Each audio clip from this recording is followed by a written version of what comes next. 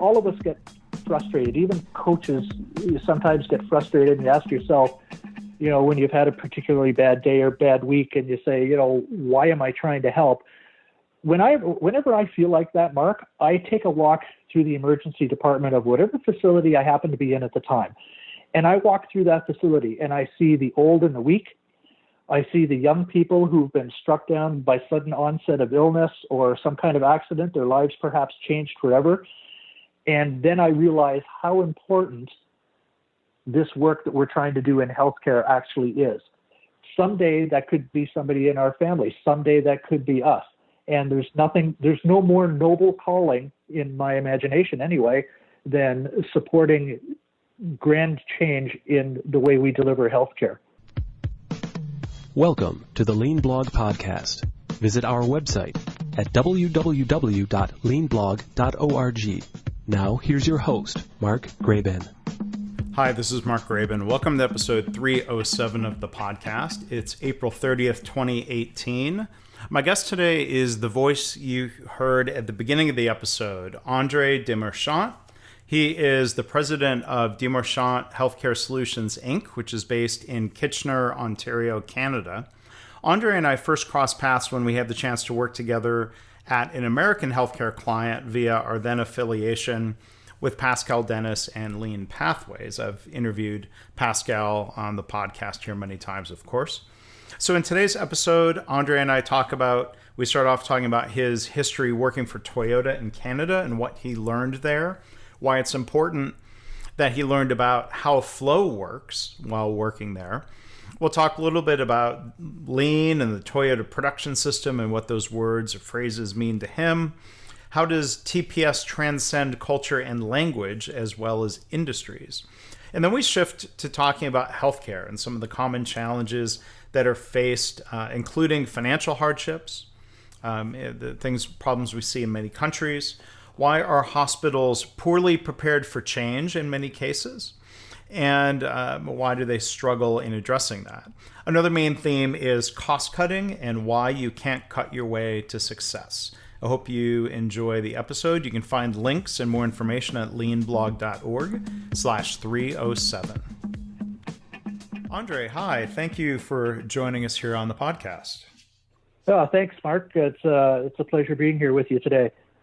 Yeah, well, it's great talking to you. And before we dive into topics of healthcare and improvement and organizational change, you always like to ask guests to start off, if you don't mind, introducing yourself and your background, and maybe kind of weave into that where you first got introduced to Lean. Yeah, absolutely. Mark, you and I have known each other for a little while. I'm Andre Demarchant. My background in Lean is actually from Toyota, what you would probably consider one of the A-rank practitioners of Lean in the marketplace. And, when I joined Toyota quite a number of years ago, it wasn't called Lean back then. It was the Toyota production system. And I didn't actually know it was called Lean until I had left Toyota and started working on my own. And then I realized, oh my God, Lean and Toyota production system are the same thing when you get out into the real world. So, I spent 16 years at Toyota, and it was a very interesting evolution for me because it was a greenfield site. It had just recently been constructed. I was among the first batch of employees hired to this greenfield site. And so when we got into the facility, it was just basically a shell. It had walls, it had a roof, but a lot of the equipment wasn't installed at that point. So myself, and the others that were hired at the same time, we worked side by side with the Japanese senseis, setting up the systems, installing the equipment, and kind of really understanding how flow works from the ground up, because I was just hired as a team member. I wasn't hired as a member of management at that time. I worked my way through the ranks at Toyota. I became manager of stamping ultimately, and through the course of that career, spent a lot of time in Japan, had many visits to Japan for new model projects and additional Toyota production system training.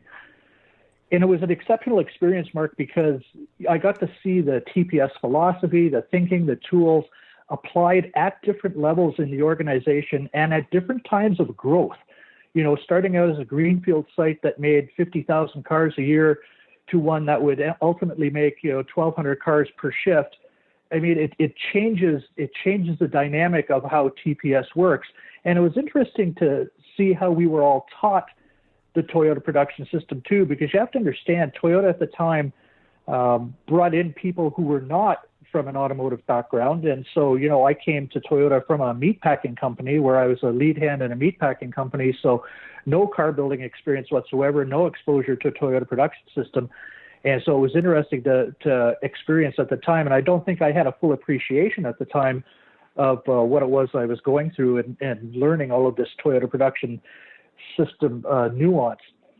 I left Toyota ultimately to become operations manager and the TPS transformation coach for a small engineering company outside of Detroit, Michigan, where we were quite successful. It was very, very tiny. I went from a 4,500 member Toyota plant to a 100 member engineering company. And it was quite interesting to see the difference and of course to take some of what I'd learned and try and apply it into this, not only a different kind of business because we were engineering automation tooling, but also the small size and the intimacy that you get with a small size organization like that. At the end of that tenure, when we were able to accomplish what we needed to do, of course, I started my own consulting company. I worked with my own clients as well as doing some contract work for other consulting organizations. And basically over the last 3 decades, I've been applying my TPS thinking and tools to all kinds of different industries: general manufacturing, furniture making, agriculture, service, aerospace, and of course on several continents too. I spent quite a bit of time in Europe and a little bit of time in Central America as well. So it's interesting. Again, I use the term interesting a lot, but it's fascinating that you can see that TPS actually works in many countries, and it really transcends many cultures. It's just a matter of translating it so that it makes sense to the people that you're talking to. Yeah. And going back a couple follow-up questions. So the plant you're talking about was Cambridge, Ontario, correct?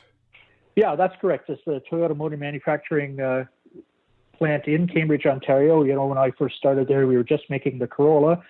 Then it was the Corolla and the Matrix, the station wagon, which of course Toyota no longer makes. And then they introduced the Lexus to that plant. And that's the first time the Lexus was built outside of Japan. So we were pretty proud of that accomplishment to be able to get that work. Yeah. And that plant is still open and producing and successful today, right? Oh, yeah, it's absolutely thriving, and it has a sister plant now about 45 minutes down the road in Woodstock, Ontario, that makes the RAV4.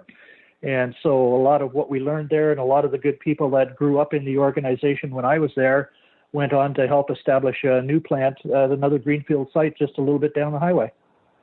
Yeah, and if I have the timeline right, I mean, I've talked to people on the podcast here about NUMMI, which was Toyota's kind of first toe in the water, if you will, working with General Motors in California, which it's a whole different podcast. Maybe I'll get to have with somebody someday. That's now the Tesla factory in Fremont, California, or at least it shares the walls. I don't know if it shares the mindset, but we don't. That's a different discussion. But then they opened their own plant in Georgetown, Kentucky, and then Cambridge followed not too long after that. Do I have that right? Yeah, that's correct. Georgetown was first. We were just, I believe, a couple of years after that. And then I believe it was Indiana and Texas. And I can't remember if there was an engineering facility somewhere in there as well. But Toyota expanded, fairly rapidly through the 90s. Mm-hmm. Yeah, and I think Toyota was learning, the point you made not long ago, that lean and TPS transcend industries and transcend cultures. And occasionally you still hear people say things like, "Oh, well, this would be easy if we were Japanese." And I'm curious your thoughts on that. I hear a chuckle. From my handful of trips to Japan, that seems not to be true. That Toyota and companies like them have worked really hard to create a culture that's not exactly the same as Japanese business culture, and there are American influences and other influences. Could you sort of elaborate on this idea of maybe why people are skeptical about how TPS and lean translate? What do you see happening? Well, you're right, Mark. People are skeptical when you first start talking to them about what lean or what TPS can do for them in their business. And a lot of it is because of the association with the Japanese culture. They think it's something that'll only work in a very structured environment like Japan.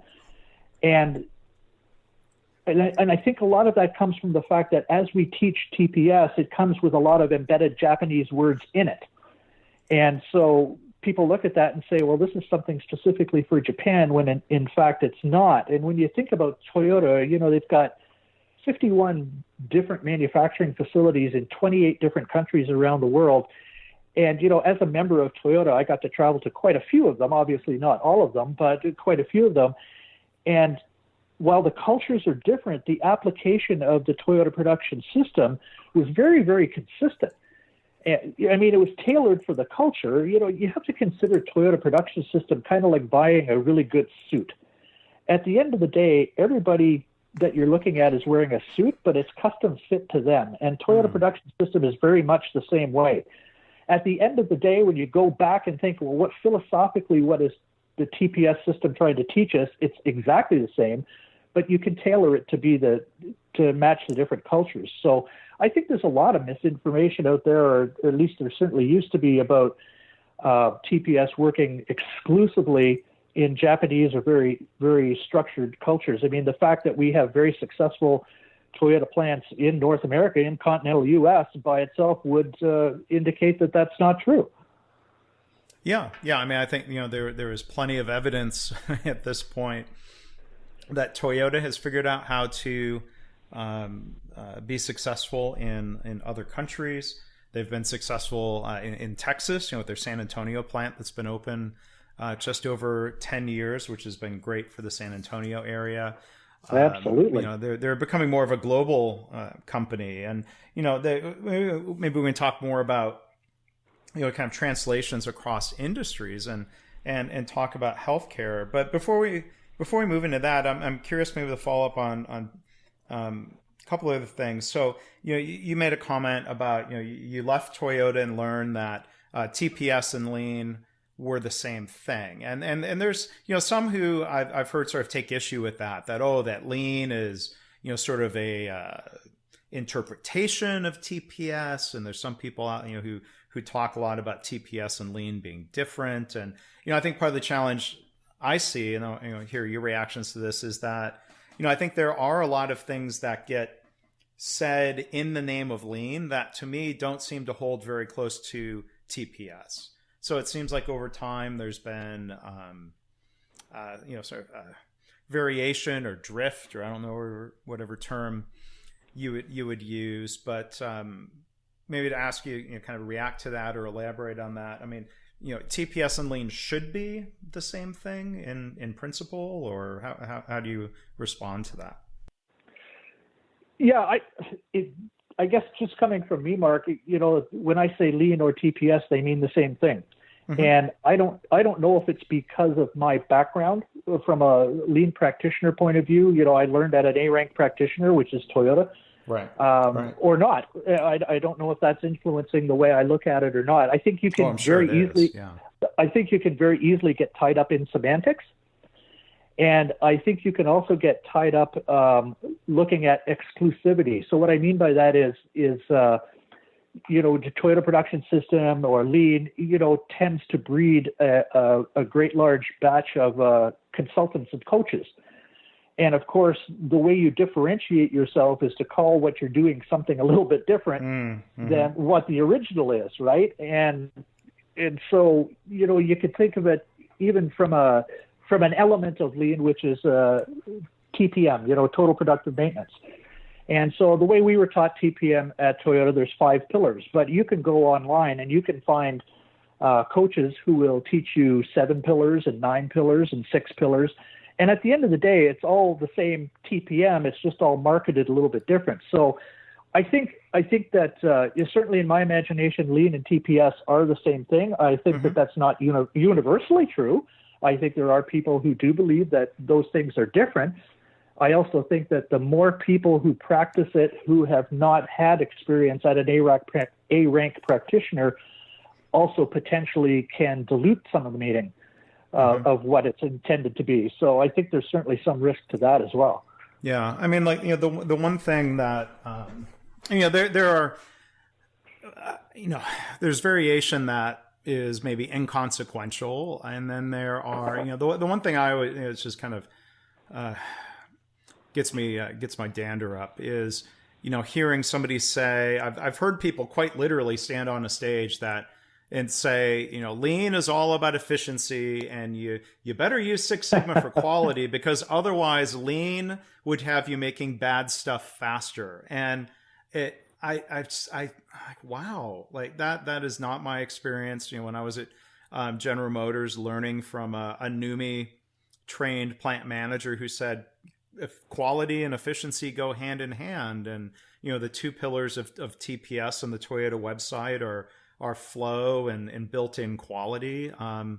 So, I mean, there are some fairly wild misunderstandings out there, unfortunately. Oh, I think that's absolutely true. And, if we got to vote and pick one way that we would describe it, I think I would be more in favor of TPS, Mark, and I'll tell you why. It's just because that I think the term lean really misunderstates what the Toyota Production System can deliver for you. If you think of the TPS, Toyota Production System, that's a system. When you think of lean, what you're often thinking about is just a toolbox full of tools.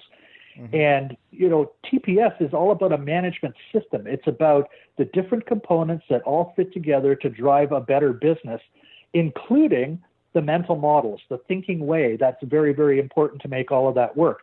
And you don't get the same kind of mental leverage on lean that way as you do TPS. To say TPS really means management system, and I think that's a key component that people often don't think about when they just think about the term lean in and of itself. Mm-hmm. Yeah, or I think I remember somebody at a hospital years ago. Maybe we start shifting and talking about hospital healthcare land here, but. Somebody who said quite literally, like, oh yeah, we're already lean. We don't have enough people as it is.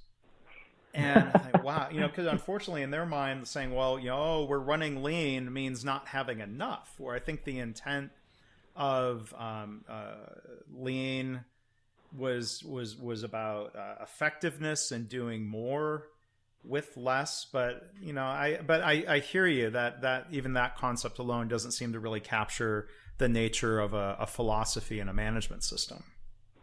Oh, for sure not. And, the way we were taught lean at Toyota, the TPS or lean, whatever you want to call it, it's about having what's needed, when it's needed, in the quantity that it's needed. Mm-hmm. And that's not just about parts to build the car. That's about resource. That's about time. It's about everything.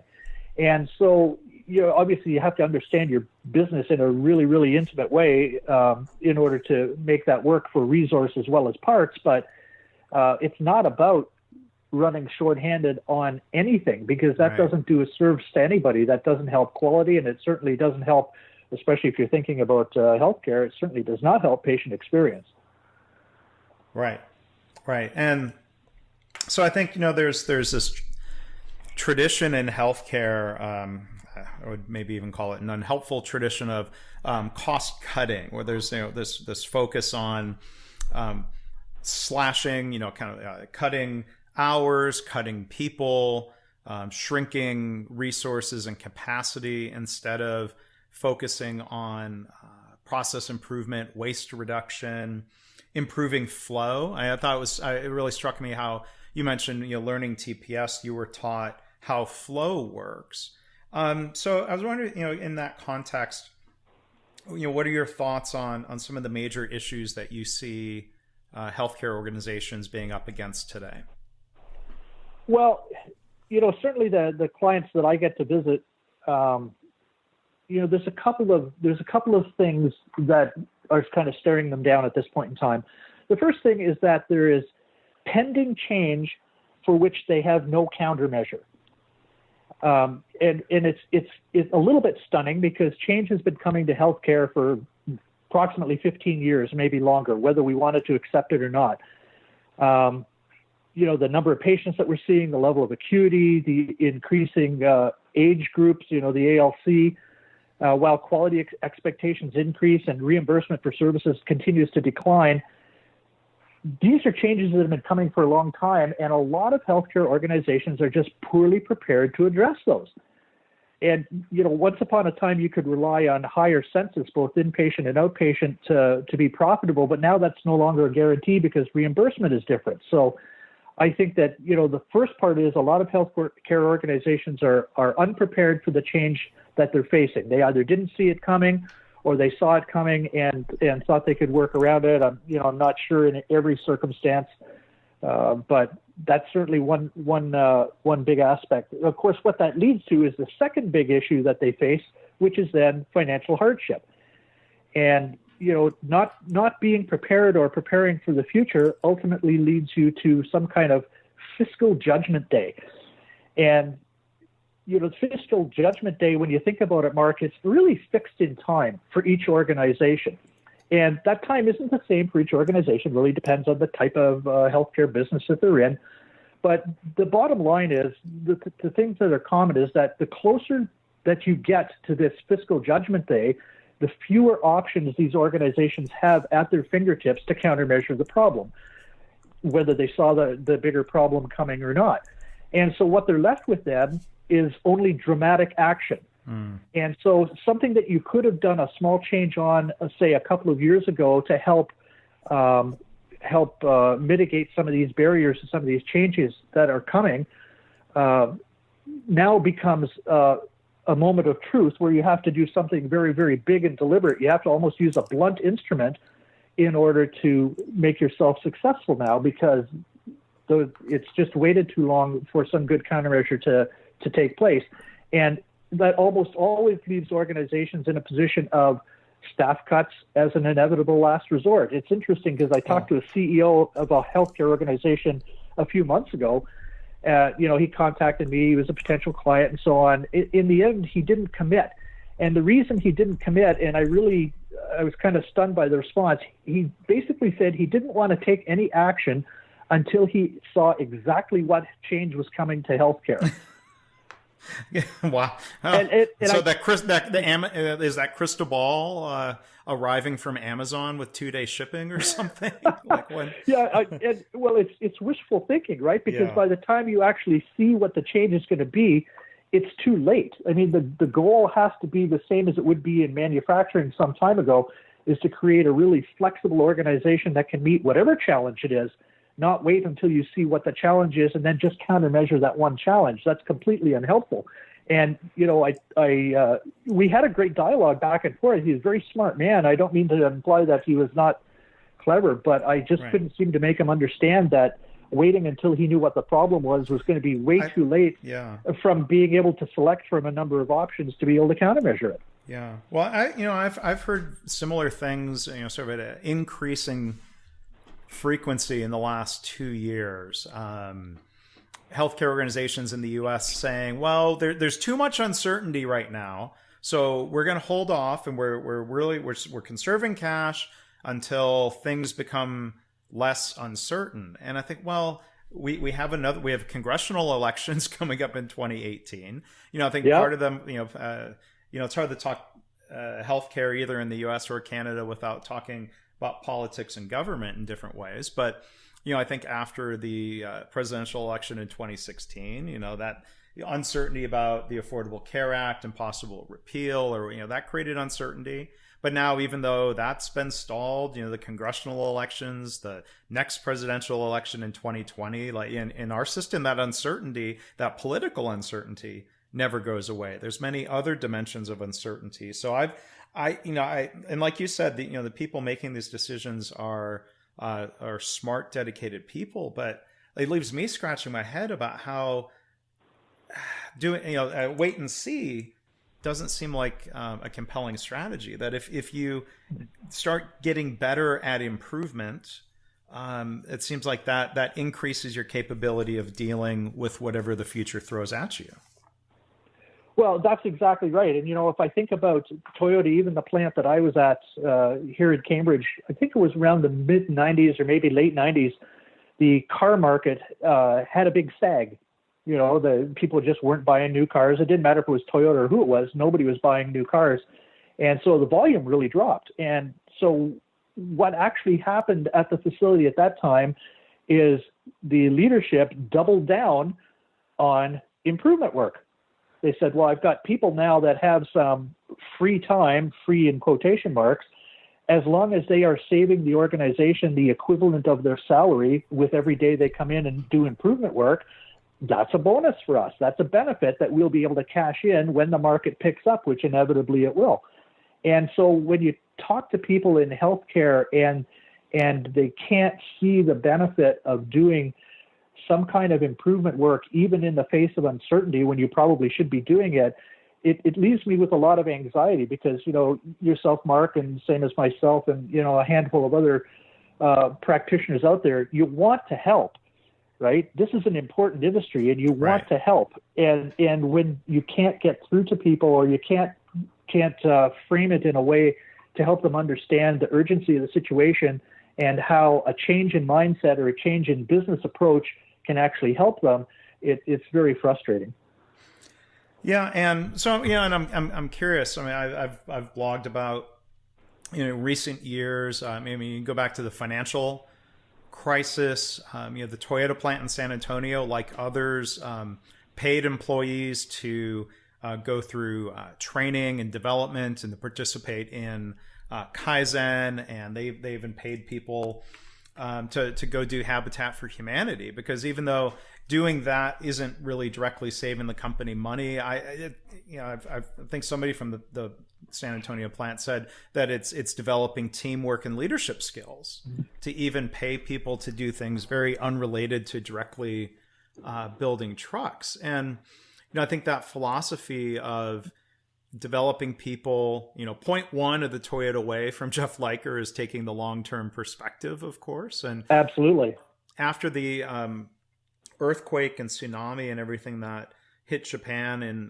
was it 2011, I believe, there were stories of a supplier in Japan being paint supplier being pretty catastrophically knocked offline, and they supplied paint to Toyota and General Motors, among others. And during that time frame, Toyota paid people to do all of those things. General Motors, and there were headlines about this, GM was laying people off. And both companies had about the same amount of money in the bank. Sure. So it's not that I don't think GM couldn't say we can't afford it. It was just, I think it's a difference in philosophy and mindset that was really striking, given the different responses to that same scenario. Well, that's absolutely true. And, Mark, when you think about the Toyota production system, one of the foundational pillars of that is respect for people. Mm-hmm. And so when faced with hardship, it's great. And I remember reading stories about the San Antonio plant, during that slack period. Yeah, certainly to do this type of work, send people out and do things for Habitat for Humanity and develop people and leadership skills and so on. That's all great, but Toyota, embedded inside of the Toyota production system, is a very big social conscience. Mm-hmm. And so it's not just about building the trucks or building the cars. It's about, what does that mean to the society at large? If I do something negatively at my facility, how does that impact my community? Right? Toyota is very community-based and very community-focused, and so they take a very, very big view of the world when things tend to downturn, as opposed to trying to circle the wagons and say, okay, I'm going to lay a bunch of people off, we're going to save this money, and so on. They're more about, okay, if we do something like that, what does it mean to the community? How does it impact individual households? How does it impact what the community is able to do? Mm-hmm. Even from a tax standpoint and so on. So it's completely different mindset, but again, foundational in different types of business practice. Yeah, and I see hospitals are often faced with this exact same choice on a daily basis. it's common enough practice. I'm sure you've run across this and maybe tried to talk to people about what's called flexing, or it's essentially a short-term layoff. We have 4 hours left in our shift and patient census is low, and some calculation of a ratio says thou shalt send people home. And I've heard hospitals say something like, we're forced to send people home. And I'm like, well, I'm pretty sure that's not a matter of law. It's a choice. It's a tyranny of a spreadsheet that says send people home early, when I think they clearly have a choice of paying those nurses to participate in improvement work that would be directly meaningful around patient safety, quality, and cost. And think about what that does to staff morale when you're not shorting someone's paycheck for a few hours. I'm curious, what are your thoughts on that? I'm certainly in agreement with you, Mark, on that one. You see a lot of hospitals do flexing. Certainly the ones that I'm involved with do it. To me, I try to look at it as an interim step. Okay, so this is their temporary solution to manage some costs. But, culturally, these organizations are not in the same mental space that a Toyota would be, where they would say, wow, instead of having these people leave, I'm going to engage them for 4 hours, right? And I'm going to take that 4 hours and I'm going to make improvements. Because every time I make an improvement in my business, if you're thinking about TPS and I'm making improvement, I'm taking waste out, every time I run that process where I've made the improvement, I'm cashing a check for that. And so really, I'm reaping the benefit of that over a very, very long term. Toyota, again, we talk about the slack periods and hey, we're going to pay people to come in, make improvements. And as long as you're making improvements the equivalent to or better than about 3 times of your annual salary, we're going to call that good. And you know what? It was easy to find 3 times your salary worth of stuff to do, like legitimate stuff to do, not massage number stuff to do. But the healthcare industry hasn't reached that level of maturity where they're willing to risk on that yet. That's a good point. And it's mindset and its capability, I guess, of, who would be helping those nurses, coaching them. That's a good point. I think, when I worked at General Motors in 1995, this was before we got the NUMMI plant manager. GM and the other big 3 automakers with the UAW had something called the Jobs Bank, which for one said, if you're going to try to replace jobs with robots, it can't lead to job loss or, downtime or other situations. The Jobs Bank in intent was that people, hourly employees, team members in Toyota speak, even though GM didn't use that term, and that's telling. But the potential was there to utilize these people's experience and interest in doing other types of work. But the organization pretty much just let them sit in the cafeteria and drink coffee, which I think is such a waste of human talent. A lot of people there were burned out, and I understand why that was. But there were some people, and in some cases, we were able to tap into their talents and motivations and have them get involved in some improvement work, especially once we got that new plant manager who was really encouraging that type of thing of respecting workers, no longer blaming them for all the problems in the plant. So, no, I appreciate your sort of counter to the idea. I guess roundabout way, I'm saying, well, we don't want to pay nurses to sit in the break room instead of going home. That organizations need to build the capability to put their talents and time to use, right? Well, that's absolutely true. And when you think about it, if I've got 4 hours or 2 hours or even 1 hour of somebody's time, I have years of that person's expertise at my fingertips. Mm-hmm. Why wouldn't I want to use that to make a difference in the business? And you have to, if you go back to human behavior, people don't work just to make money. We make money so that we can make a living for our families and so on, and that's totally legitimate. People go to work to make a difference. Yeah. People want to leave a legacy of improvement behind them. And so now we have an opportunity to engage, instead of flexing, for example, to engage a bunch of people to leave this legacy of improvement. And yet, in some cases, we're not able to do that because, again, the organizations haven't reached that level of lean maturity where they can see that as still a good idea. The other reason that often doesn't work in some of these organizations is because if they're already in a cost-cutting mode, flexing is one of those things that help them, but also in the cost-cutting mode, what do you suppose is one of the first groups to get cost cut? Well, of course, it's going to be, their continuous improvement group or their organizational excellence group, because they're often seen as kind of extra and redundant. And so now you've just maybe spent a number of years growing expertise in an OE group only to go and cut them when you need them most, which just seems so counterintuitive to me. I was working with a small hospital, out west in the U.S., and it's part of a bigger chain, but it was just a small hospital, 235 bed and so on. It had a 3-person lean team, and they were doing demonstrably good work with flow and quality inside the organization. This hospital, ran into some financial difficulty, and all of a sudden, just like that, the entire lean team's gone. Yeah. They just showed up. They just showed up on a Monday morning and all got their layoff notices, which was just stunning to me because the very people that the organization needed to help wade through the financial disturbance were the people that they were unloading. I couldn't believe it.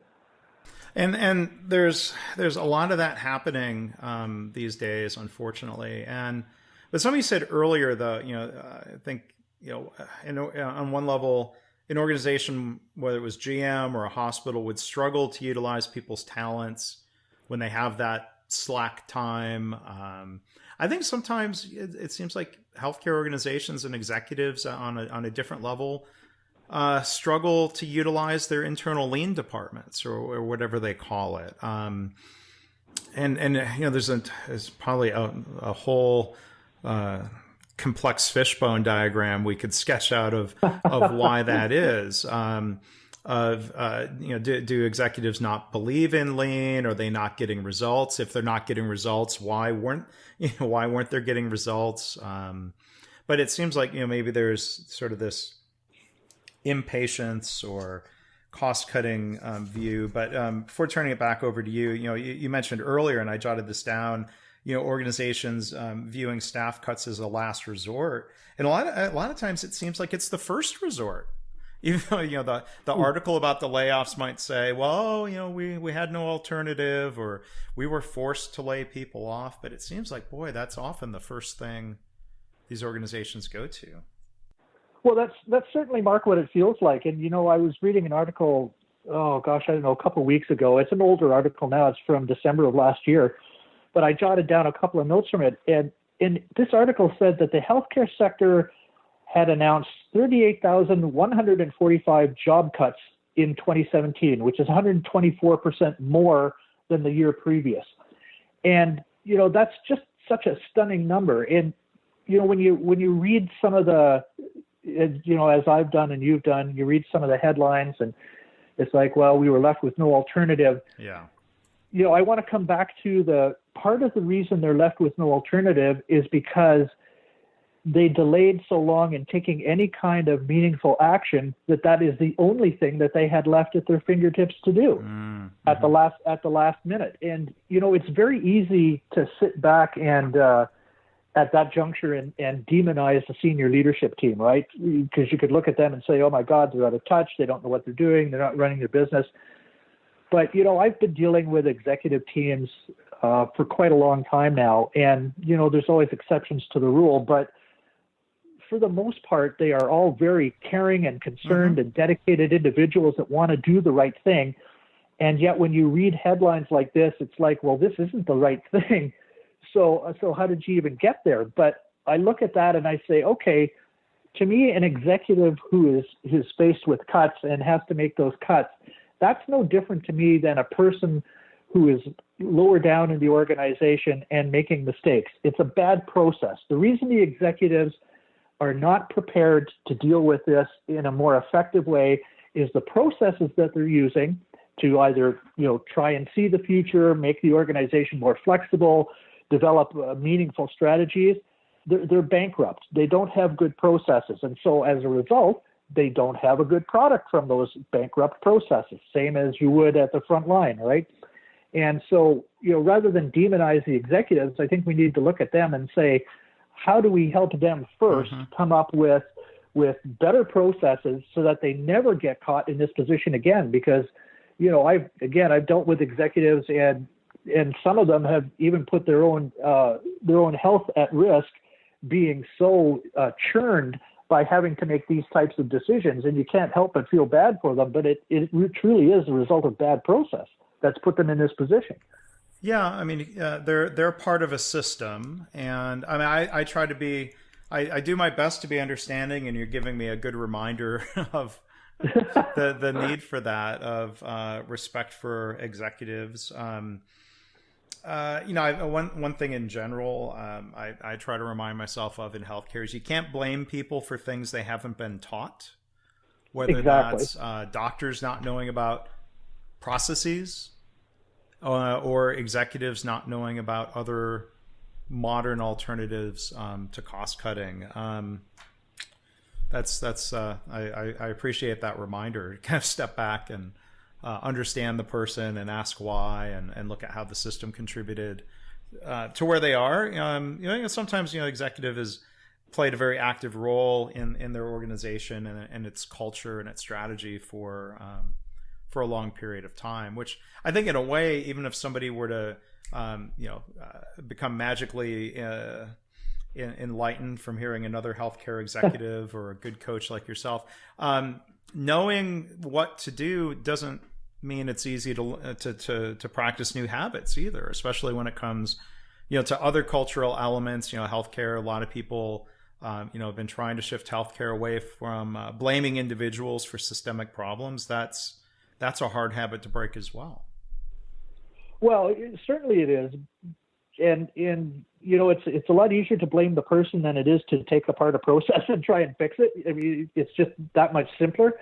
Yeah. But, there's a couple of certainties in this world. And the reason I say that they're certainties, Mark, is because I lived them in manufacturing, and now we're living them again in healthcare. The first certainty is you cannot cut your way to success. There is no organization anywhere in the world ever that has cut its way to success, right?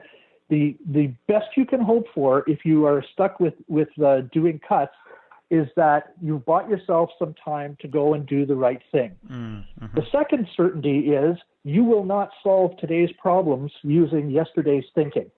And so you're going to have to really look at your business management model and say, is there something I should be doing differently? And if so, what might that be? And put yourself out there, go and educate yourself, go and talk to some organizations that do seem to be more successful than others, and find out what they are doing, because doing more, that's that version of insanity, right? Doing more of what you've been doing and hoping for a better outcome just because you did cuts this time, it's magical thinking at its worst. Well, that's well said. And one other, and I appreciate, you're very thoughtful, responses to these situations and topics. So one other thing I'm curious about, you live in Canada, you've done work with organizations in many countries, but it's just looking at the U.S., where I know you've worked, and what's happening in Ontario or other provinces. How much do you see these same challenges in both countries, or is it more similar than different? How would you characterize what's going on around pressure to improve and how organizations respond to that pressure? Yeah, that's a great question, Mark, because, living on both sides of the border, you hear, different versions of the same story. And having lived in healthcare on both sides, it's given me a bit of a different perspective, I think. Both countries are more similar than different. With the challenges certainly facing them, they all have the same level of compassionate, dedicated individuals trying to do the right thing for the patient. They all suffer with the same quality issues: patient falls, pressure ulcers, surgical site infections, etc. They've got the same operational issues, highly variable and complicated processes, some organization challenges of patient volumes and acuity changes, and some reimbursement changes. The only thing that's really different is who's paying the bills. And I'll tell you why that's important. You know, in the U.S., and I know I'm oversimplifying all of this, but in the U.S., whether you're a hospital or a clinic or a PCP, it's fundamentally an independent business, and you're reimbursed by insurance companies. And so you really have to look at it like a business. In Canada, and certainly Ontario where I am, but in Canada overall, healthcare is government run, and that presents its own challenges. Because you know, if you're looking at, you know, south of the border where I'm running my healthcare as a business, then of course I'm going to look at all aspects of my business. I'm going to try and be efficient. I have to deliver high quality of service, because if the patient doesn't like my service, they will go down the road to another clinic or hospital. And they can do that, you know, within the confines of whatever their insurance policy says, of course, but they can certainly do that. Here in Canada, healthcare is healthcare is healthcare. Yes, you can go from hospital to hospital, but the service is going to be basically exactly the same. And when you have healthcare run by a government like it is, the problem that creates is now decisions on funding are politically motivated and not necessarily made on the basis of some kind of metrics analysis. And so a perfect example of that is here in Ontario, you know, where I live in Canada, our healthcare has been underfunded for years. But 2018, now this is election year, and magically over the last 3 months, we are seeing funding announcement after funding announcement after funding announcement for healthcare. And the current ruling party would have you believe that these were all in the works all along, and it's just coincidence that they're showing up in election year. But certainly that's, you know, even the most gullible of us wouldn't believe that for a minute. The second piece of that is an American healthcare institution, again, whether you're a hospital or a clinic or a PCP, if you embark upon improvement work, you get to reap the benefit of that improvement work. So you go in and let's pretend you follow some Toyota Production System coaching advice. You take waste out of your system, you become more efficient, your quality improves, your patient experience and flow improves. Whatever comes out of that from a monetary point of view, and there will be some, without question, you get to keep that and reinvest that. Certainly here in Ontario, in Canada, it's not the same thing. If you have a hospital and you do a lot of efficiency improvement work, and let's say you come in $10 million under your budget for this year, you have to give that $10 million back to the government so that they can go and give it to somebody who didn't do any improvement work. So where's the incentive then? Yeah. So there's zero incentive in Canada, and certainly in Ontario, where most of my experience is, to do any kind of improvement work, because you don't get to keep it anyway. You have to give it back to the government so that they can redistribute that. Now, in spite of that, there is a very, very tiny handful of brave CEOs who are saying, well, okay, it's more than just about the money. It's about patient care. It's about flow. It's about meeting the demands of the community. And they're still embarking upon some lean. But, you know, the big incentive, the ability to save money, to be able to reinvest it in new equipment and new facilities and so on, it's totally missing up here, where you do have that opportunity south of the border. So it seems like, tapping into, without that budget financial incentive or with that misincentive, it sounds like really no choice to try to tap into improvement being the right thing to do, or at least, you know, looking at, making things better for their patients, creating a better workplace, the other motivations that people in healthcare hopefully have, right? Yeah, for sure. And you know, like I mentioned, there is a handful of very key CEOs up here in Ontario who are soldiering on. And, you know, certainly the organizations that I've been engaged with in the U.S., the healthcare organizations, they did not embark upon a Toyota Production System transformational improvement for the money. They embarked upon it to improve patient flow, to improve quality, to better serve the community, to find new ways of delivering healthcare that are going to be innovative. And of course, if you are doing those things, then the cost will come out of it. if you're doing those things successfully. I mean, there's a reason, Toyota, whenever you go to a Toyota facility, they always talk about things in terms of safety, quality, productivity, and cost. Mm-hmm. With the thinking being, if you do a good job at the first three, the bottom one, the cost one, is a given. You're going to make money. You're going to be able to save money on it. So I just want to be clear that although the markets are different, the incentive for organizations to take on this type of work, in my experience, both sides of the border, has been the same. They want to do the right thing for the patient. Yeah.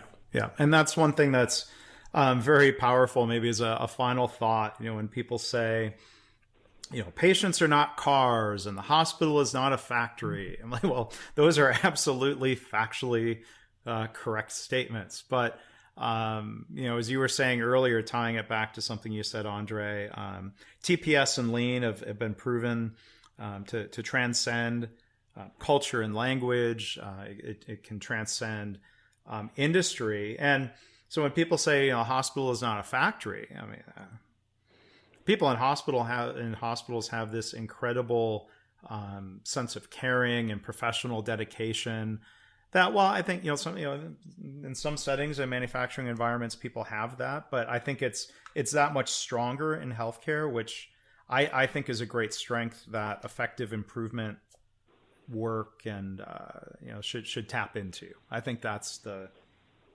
pro side. I know we're not debating, is lean easier in healthcare than manufacturing? That's a silly debate. But one thing that's in our advantage is, the level of caring and commitment that you find in healthcare. Oh, yeah, that's absolutely true. I mean, that's a very emotionally invested industry. Mm-hmm. As you said, I mean, I'm a car person, so I love cars, right? But you get into healthcare and you're working in healthcare, and that's a completely different emotional attachment, without question. And all of us get frustrated. Even coaches sometimes get frustrated, and you ask yourself, when you've had a particularly bad day or bad week, and you say, why am I trying to help? Whenever I feel like that, Mark, I take a walk through the emergency department of whatever facility I happen to be in at the time. And I walk through that facility and I see the old and the weak. I see the young people who've been struck down by sudden onset of illness or some kind of accident, their lives perhaps changed forever. And then I realize how important this work that we're trying to do in healthcare actually is. Someday that could be somebody in our family. Someday that could be us. And there's no more noble calling, in my imagination anyway, than supporting grand change in the way we deliver healthcare. That's a very powerful thought to end things on. I think that's well said, and there's no topping that. Thank you for that reflection and a powerful reminder. If people want to reach out, Andre, how do you suggest they find you, either through LinkedIn, or do you want to share an email address? Or yeah, certainly you can reach me through LinkedIn. You can reach me at my email address. It's Andre, ANDRE, .Demarchant, DEMERCHANT, at Leanway, LEANWAY.org. And I'd be happy to answer any questions anybody has, or just dialogue with them further about any of the items from our podcast today. Well, great. And thank you for joining us here on the podcast. It's great to talk to you. Enjoy the conversation. Glad we could record this and share it with others. Again, our guest here has been Andre Demarchant. Thank you so much, and I hope you have a great day. Thanks, Mark. The pleasure's been all mine. You have a great day as well. Thanks for listening. This has been the Lean Blog Podcast. For Lean news and commentary updated daily, visit www.leanblog.org. If you have any questions or comments about this podcast, email Mark at leanpodcast@gmail.com.